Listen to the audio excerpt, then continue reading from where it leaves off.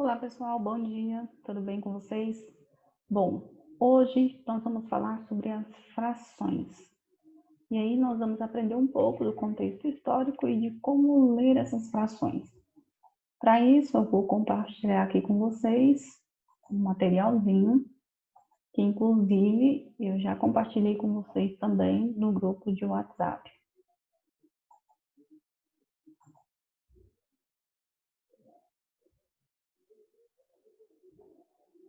Bom, então nós temos aqui a introdução ao estudo das frações. Então, como eu disse para vocês, é um pouquinho da história dessas frações, a definição de o que é uma fração e a leitura dessas frações propriamente ditas. Então, vamos lá. Então, nós temos aqui, descobrindo a fração. Por volta do ano 3000 a.C., um antigo faraó de nome Sesostris fez o seguinte. Então, o que ele fez? Ele repartiu o solo do Egito às margens do rio Nilo entre seus habitantes. Se o rio levava qualquer parte do lote de um homem, o faraó mandava funcionários examinarem e determinarem por medida a extensão exata da perda. Então, eu trouxe aqui para vocês a imagenzinha do faraó e aqui os egípcios fazendo as medições. Então, nós podemos perceber que foi uma necessidade de medição, né, de muito tempo atrás, né, por volta de 3000 a.C., lá na época dos faraós. Por que então eles faziam essas medidas, né?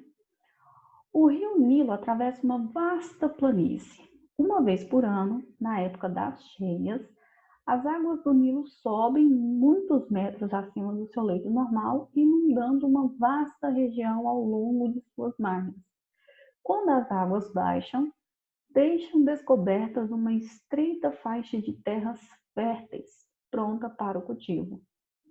Desde a antiguidade, as águas do rio Nilo fertilizavam os campos, beneficiando a agricultura do Egito. Foi nas terras férteis do vale desse rio que se desenvolveu a civilização egípcia. Então, nós temos aqui gravuras, né, pinturas egípcias que representavam, então, toda essa fertilidade às margens, né, e no rio Nilo. E aqui eu trouxe para vocês também uma imagenzinha do rio Nilo na atualidade. Então, basicamente era aqui. Tinha lá os seus terrenos férteis, né? Então, acontecia as cheias do rio, então ele subia e depois, quando ele baixava, as terras que margeavam o rio Nilo se tornavam terras férteis, né? Terras prontas para o cultivo, beneficiando assim a agricultura da região. Então, eu trouxe aqui terra preciosa. Cada metro de terra era precioso e tinha de ser muito bem cuidado. O faraó Sesostris repartiu essas terras preciosas entre uns poucos agricultores privilegiados. Todos os anos, durante o mês de junho, o nível das águas do Nilo começava a subir. Era o início da inundação, que durava até setembro. Ao avançar sobre as margens, o rio derrubava as cercas de pedra que cada agricultor usava para marcar os limites do terreno de cada um. Então, basicamente, a gente tinha o que? Que a derrubada, né, de pedras que eles utilizavam para determinar a delimitação, né, a repartição das terras férteis que margeavam ali o rio Nilo. E por esse motivo, né, cada vez que era derrubado, então o faraó mandava que essas terras fossem medidas novamente. Mas como que eles faziam para medir essas terras? Essa é a grande questão, né? Na época lá dos egípcios, né, lá do faraó, né, dos antigos egípcios, eles utilizavam cordas, né? Cordas para fazer as medições. Então, usavam cordas para fazer a medição. Havia uma unidade de medida assinada na própria corda. As pessoas encarregadas de medir esticavam a corda e verificavam quantas vezes aquela unidade de medida estava contida nos lados do terreno.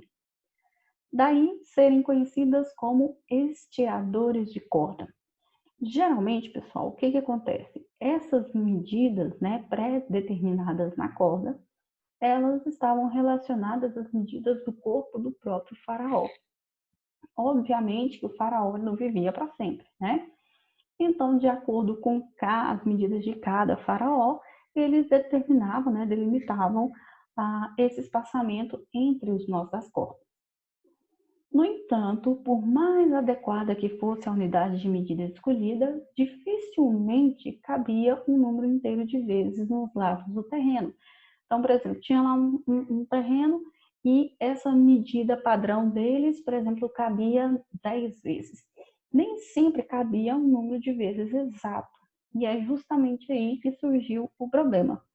Ou seja, os números, né, aqueles números egípcios que a gente estudou lá na sala de aula, eles não cabiam a quantidade inteira de vezes, né? Às vezes dava 10 espaçozinhos, vamos supor, e aí faltava um pedacinho ali, ou metade daquela medida entre os nós, né?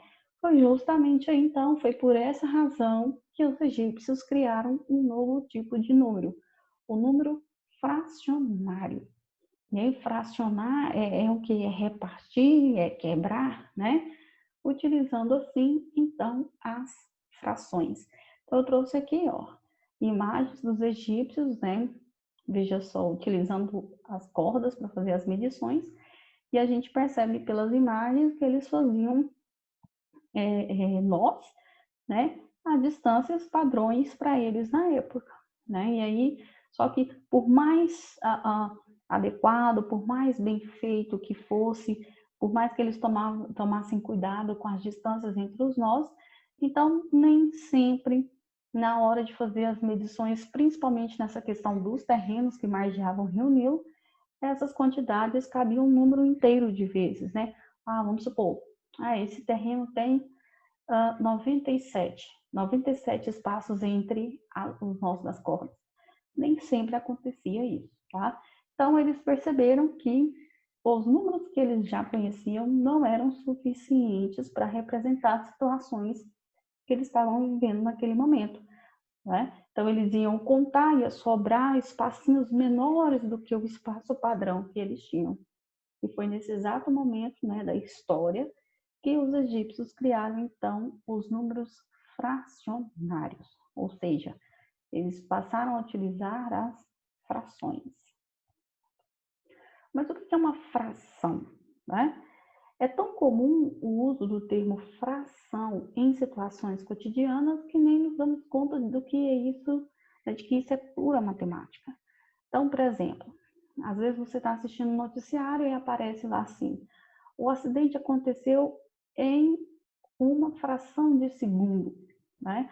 Ou seja, foi um tempo bem curto, no tempo mínimo, um acidente aconteceu. A maior parte da radiação ultravioleta é absorvida pela camada de ozônio, mas mesmo a pequena fração que atinge a superfície é perigosa para quem se expõe a ela por períodos prolongados, porque ela pode provocar o câncer de pele. Então, novamente aí, numa situação que às vezes a gente ouve no noticiário, ou às vezes são informações que vêm em livros de ciência, por exemplo, novamente aparece a palavra fração, a gente lê, mas às vezes não se dá conta do que realmente a gente está falando exatamente da pura matemática. Alguns sabonetes usam 1/4 de hidratante em sua composição, ou seja, se o sabonete tem 90 gramas, 22,5 gramas correspondem à porção de hidratante. Então, a gente vê muito isso na propaganda do sabonete Dove, por exemplo, eles falam 1/4 do sabonete é formado de hidratante. Mas o que é esse 1/4? Né? O quanto isso se corresponde a 90 gramas? Dos 3 sócios proprietários de uma empresa com capital inicial de 100 mil, um entrou com metade, e aí a gente tem um número fracionário, do capital social. Ou seja, se o capital inicial era 100 mil e ele entrou com a metade, obviamente ele entrou com 50 mil. Os outros 2 entraram com apenas quarto cada um, ou seja, 25 mil cada. Um entrou com a metade de 100 mil e os outros dois entraram com um quarto desse valor, né? Um quarto de 100 mil corresponde a 25 mil. É como se eu pegasse os 100 mil e dividisse em 4 grupinhos. E aí cada grupo com 25 mil. Então são situações, e tem inúmeras outras situações, que a gente utiliza as ideias de fração, né? Ou seja, pegar algo e fracionar, né? Pegar algo inteiro e dividir em partes, tá? E aí, basicamente, então, já que a gente já percebeu, né, poucas situações, que eles são pouquíssimas situações, existem inúmeras situações em que a gente utiliza essa ideia de fração. Então, aí vem uma definição. O que é uma fração, então? Fração é o conjunto de dois números que, separados por um traço horizontal, ou seja, aquele traço deitado, expressam uma grandeza com auxílio de uma outra na mesma espécie. Né? Toda fração indica uma divisão ainda não efetuada de um número inteiro, que a gente chama de numerador, por outro número inteiro, que a gente chama de denominador, né? E aí ele está falando o quê? Que o denominador ele precisa ser diferente de zero. Então vamos parar por aqui. Então, quer dizer, a fração é um novo tipo de número que envolve dois números e um traço horizontal. Então, quer dizer, eu tenho um traço que vai separar um número de cima e o número de baixo. E aí ele está falando que a fração é uma divisão. Se eu estou falando em fração, significa que eu vou fracionar e vou dividir. Então, quer dizer que eu vou pegar o número de cima e dividir pelo número de baixo. Ou seja, é uma nova forma de representar uma divisão. Então, pensa bem, todas as vezes que você falar em fração, você vai estar falando de uma divisão que ainda não foi realizada, que ainda não foi feita. Então, eu tenho dois números, um número de cima, um número de baixo, separados por um traço. E o número de cima, todo número que ficar acima do traço, ele vai ser batizado com um novo nome. Ele vai ser chamado de numerador. E aí, o número que ficar embaixo, ele vai receber o nome de denominador. Numerador, denominador. O numerador, ele é um número inteiro, um número qualquer, pode ser o 0, 5, 20, o 100, não importa. Mas o número de baixo, que é o número que fica no lugar do denominador, ele só não pode ser um determinado valor. Ele só não pode ser 0. Logo, eu posso ter qualquer valor no denominador também, 5, 19, 27, por aí vai, menos o 0. Por que disso? Porque se a fração ela é uma divisão que ainda não foi feita, nos conjuntos numéricos que nós conhecemos até hoje, ainda não está definido divisão por 0. Então, o que indica o denominador e o numerador, né? O denominador, que é o número que fica abaixo do traço da fração, ele indica em quantas partes iguais um inteiro é dividido. Então, peraí, eu vou pegar um objeto, né, algo inteiro, e ali eu vou fracionar, eu vou dividir esse objeto. Mas essa divisão precisa ser em partes iguais, em partes iguais. E o numerador? Qual que é a função do numerador? O numerador indica em quantas partes desse inteiro estamos utilizando, que é a mesma ideia dos primeiros exercícios que a gente faz em relação à fração. Eu tenho lá uma barrinha dividida em 5 partes iguais, foi lá e pintou 3. Aí te pergunta, qual é a fração que representa a parte pintada? Poxa, se ela foi dividida em 5 e pintou 3, então 3 quintos. Ou seja, algo que foi dividido em 5 partes, eles estão considerando, estão perguntando, pintaram apenas 3. É o caso que a gente vê aqui na tela, olha só. Eu tenho, então, dois números, o 2 e o 5, e o tal do traço horizontal. Então, esse traço, ele representa uma divisão, né? Tá falando, olha, isso aqui é uma divisão, mas é uma divisão que ainda não foi feita. A gente não pegou e foi lá e dividiu do jeito que a gente estava acostumado. Ah, então, peraí. Quer dizer, então, que a fração é um tipo de número, né? É uma divisão, é um formato que me indica uma divisão, e está me indicando aquilo que ainda vai ser feito. Beleza? Então, veja só.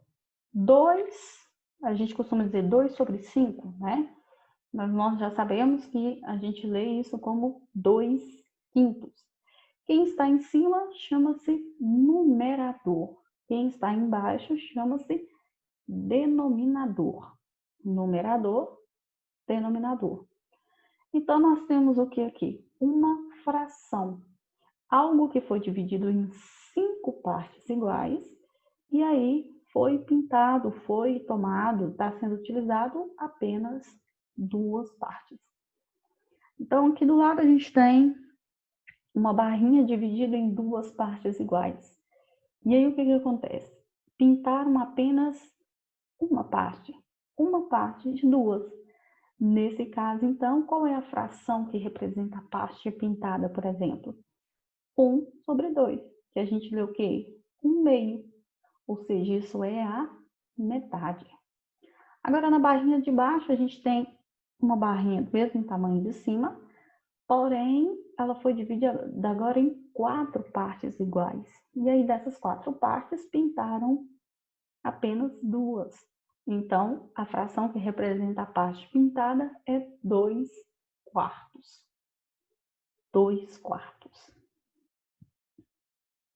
Então, tá aí a questão da leitura, já que a gente não vai ler 1 sobre 2, 2 sobre 4. A gente tem um formato, tá? Original, formato correto para a gente fazer a leitura dessas frações. Então, qual é o segredo? Vamos ver. A leitura das frações é feita lendo-se primeiro o numerador e depois o denominador.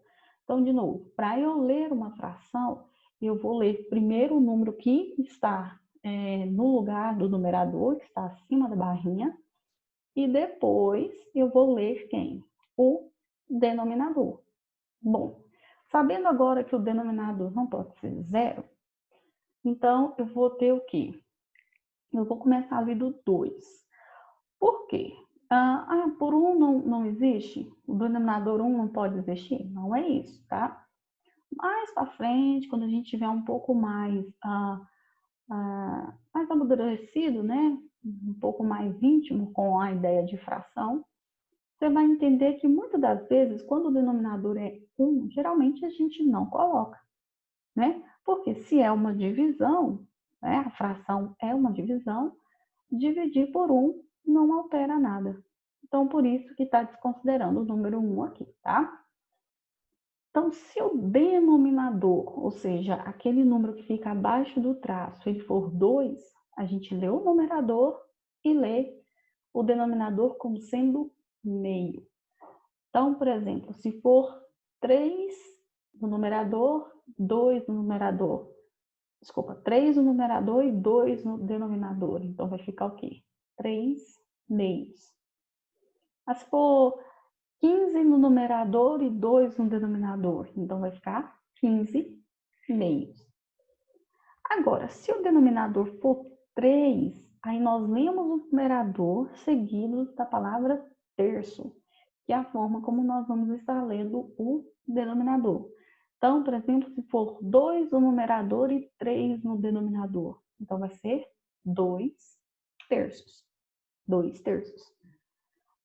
27 no numerador e 3 no denominador. 27 terços e por aí vai. Então, se o denominador for 4, então a gente lê o numerador seguido da palavra quarto. E se for 5, então o numerador seguido da palavra quinto. Se for 6 no denominador, a gente lê o numerador seguido da palavra sexto. Se o denominador for 7, então nós lemos o numerador seguido da palavra sétimo. Se o denominador for 8, o numerador for, sei lá, 5, então vai ficar 5 oitavos, ou seja, a gente lê o numerador seguido da palavra oitavo ou oitavos, né? E se for 9, então o denominador vai ser lido como nono. Agora, se o denominador for 10, for 100 ou for 1000, né, ou 10.000, aí a leitura ela diferencia um pouco. Então, no caso, se for 10, vai ser o numerador seguido da palavra décimo. Se for 100, vai ser o numerador seguido da palavra centésimo. E se for 1000, vai ser o numerador seguido da palavra milésimo e assim sucessivamente, tá? Aí eu coloquei para vocês um quadrinho que traz um conhecimento, né? Uma nomenclatura acerca daquelas frações onde o numerador é sempre 1, né? As frações que têm o número 1 no numerador são chamadas de frações unitárias. Ou seja, está pegando o número 1 e dividindo em certas quantidades de vezes, tá? Frações unitárias. E aí, novamente, nós temos leitura de frações, ó, com outros numeradores, com outros números no denominador. Lemos o numerador e depois o denominador seguido da palavra avos. Então, quer dizer, naquele slide anterior, nós tínhamos o denominador de 2 a 9, o 10, o 100 e o 1000. Aqui nós temos outros numeradores diferentes daqueles, né?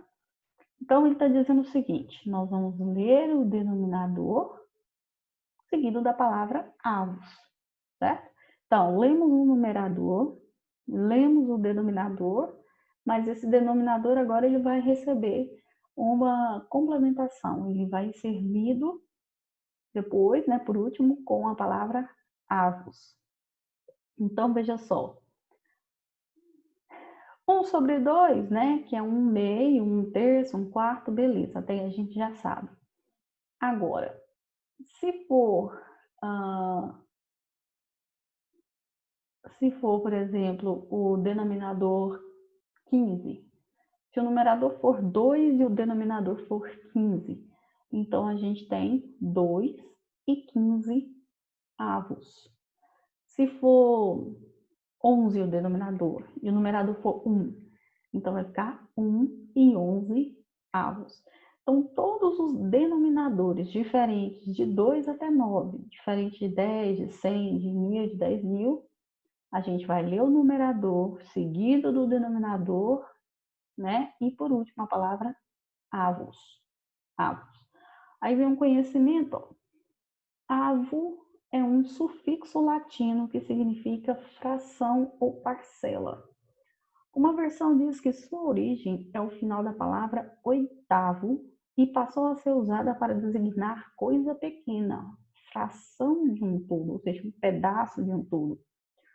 O sufixo está presente, por exemplo, na palavra centavo, né, que é a junção aí de centum mais avo, significando uma parte de 100, ou seja, um centésimo. Então era isso, pessoal. Por enquanto a gente vai ficar então nessa parte histórica das frações, na definição de uma fração e nas leituras. No próximo vídeo a gente então vai fazer a correção das atividades que foram propostas para vocês no encontro anterior. Muito obrigada.